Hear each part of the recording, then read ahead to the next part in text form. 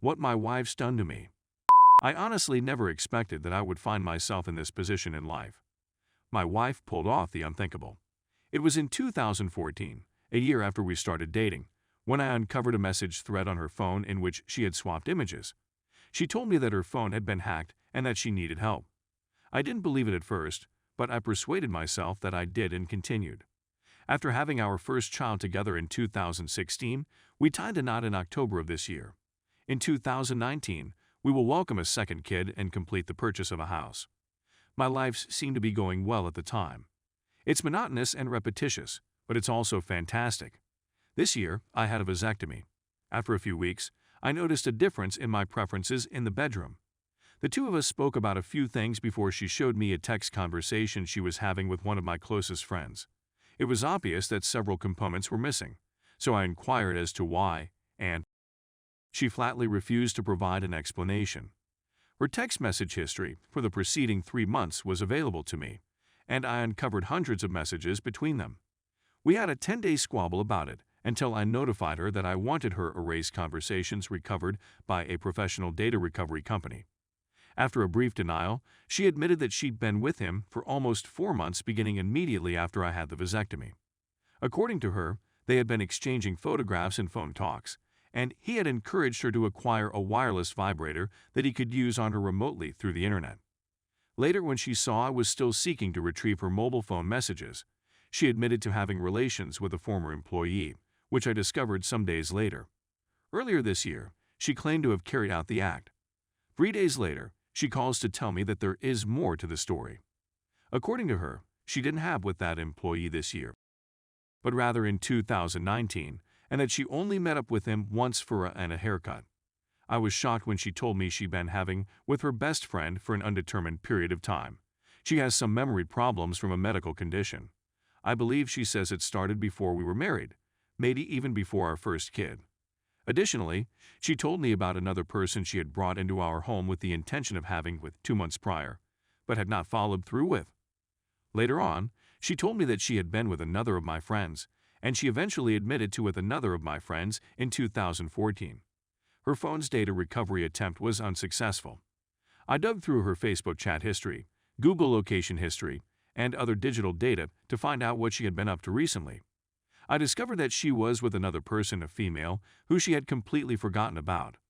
I'm concerned that there are other issues that she hasn't considered. I also came up a plethora of unsettling chronological facts, which I documented. At 36 weeks pregnant, she had with a colleague on the morning of my 30th birthday celebration, which was the day before my party. Around 10 days before our wedding, she recorded one of her most intimate talks with her best friend, and I unfortunately found it. That image will never leave my brain. We had another one just 5 weeks later, which was 5 weeks after our wedding. Just 6 weeks had passed after the couple had tied the knot when the BJ rendezvous took place. On one particular year's birthday, I shared a Wi-Fi vibrator with a friend, which was shortly followed by birthday greetings from both of them by SMS. I'm completely at a loss on what to do. For lack of a better option, we've sought help from a marriage therapist in an attempt to get beyond this. But it's so terrible that I'm scared it'll be impossible to overcome. Understand that there is a lot more to it than just leaving before you respond with such phrase. If it were still 2014, I'd agree. But there are children, marital assets, and 8 years of memories to take into consideration as well. Thank you for taking the time to read it on my life. I appreciate your interest. Story 2. I must divorce my wife. She keeps cheating. I can forgive, but I cannot continue. We've been married for over 10 years. I'm in my early 30s without children. I was in school and doing horrible jobs for the most of the time, but this final year, I obtained a terrific position in a lovely town and we relocated.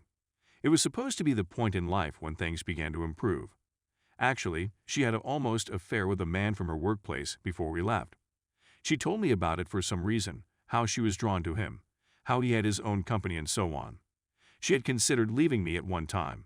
She was expecting a sign from God. Something wasn't right since she was being incredibly chilly to me. He wouldn't embrace or grin at me. That's when she informed me that God will tell her whether or not she should go with this other man. So this broke my heart since I believed our bond was unbreakable. At this moment, I needed her more than anything else, but she was aloof. So after about a week, which had been the worst week of my life up to that point, she came to me in tears and said something about God being extremely unkind or something, and she said she wanted to remain with me. It became evident to me at this time that she was simply making up theology as she went along. She is also bipolar. You may be wondering what all the God stuff is about. We're both Christians, but she goes a little crazy with it, and I simply try not to make any bad choices because of it. She's often asking me what God is doing or why he did something, and I attempt to explain that she doesn't really know for sure that God did the item in issue, that she's skipping logical stages and so on. So this is when I began to have reservations about us. When I saw she was willing to cheat, I questioned if I wanted to continue. I agreed to continue since she didn't cheat, but I had a poorer view of her after that. So I get this job, and we relocate. Nice flats, close to the beach. For a few months, everything is okay. Then this neighbor in his mid-40s moved in. I see she begins to spend a lot of time with him. Gifts begin to emerge in our flat. I sometimes visit his flat, but I don't like him. I'd gotten home from work to find her at his house, both of them stoned.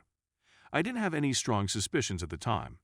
I came over one day after a party they were having over there, which I had to miss since they were using marijuana, and I didn't want to fail a drug test, and found her nude and sleeping in his bed. I'm high on Xanax. She maintains she did nothing wrong. When she wakes up the following day, I panic out a bit and tell her I don't trust her anymore. Later, I read her journal, in which she openly confesses to having with him on several times. The worst day of my life has arrived. She confesses to having with him and this 19-year-old ghetto fool who sometimes hangs around there. I tell her I'm thinking of divorcing her, but haven't decided if I want to forgive her. Things return to normal, kind of, and I tell her she can't hang out with this man by herself anymore. She does it anyhow, and the same thing occurs again, and I discover her nude and sleeping in his bed under the same conditions. I panic once again and tell her she can't hang out with him. She still does, but then something strange occurs, and this man, also the 19-year-old, stops trusting her and stops communicating to her. They both accuse her of strange things that I'm quite sure she didn't do, but I'm not interested in clearing that up. So everything returns to normal. We meet new people, good ones that aren't bad. She claims she did those other things because she craves a lot of, which I can't provide 3 times a day. She creates an online dating profile and begins receiving many messages. She leaves her computer open, and I see she's made plans to meet with random internet people while I'll be out of the apartment. One of which is most likely occurring right now. One is scheduled at 7 p.m. today. She has no idea I know. She also claims in her chats on the dating site to have had with a lot more males than I previously knew about, some of whom she had intercourse with quite recently. As a result, I must divorce her. Obviously. As I write this, I can't believe I put up with it this long. I genuinely believed I was doing her a favor by giving her second opportunities. I understand what some of you are thinking. She'll ask for alimony. Actually, I doubt she will. She said that she does not and believes it is unjust. She is spontaneous rather than calculated. So I anticipate to be able to seek a divorce quickly. We live in Maryland, therefore we can't seek a no-fault divorce till we've lived here for a year, which we haven't. Otherwise, I'll need a witness to confirm the grounds for divorce. If it's permitted, I may be able to persuade her to do it. She may acknowledge it. In addition, I have her handwriting confessing what she did. I'm not sure whether it qualifies.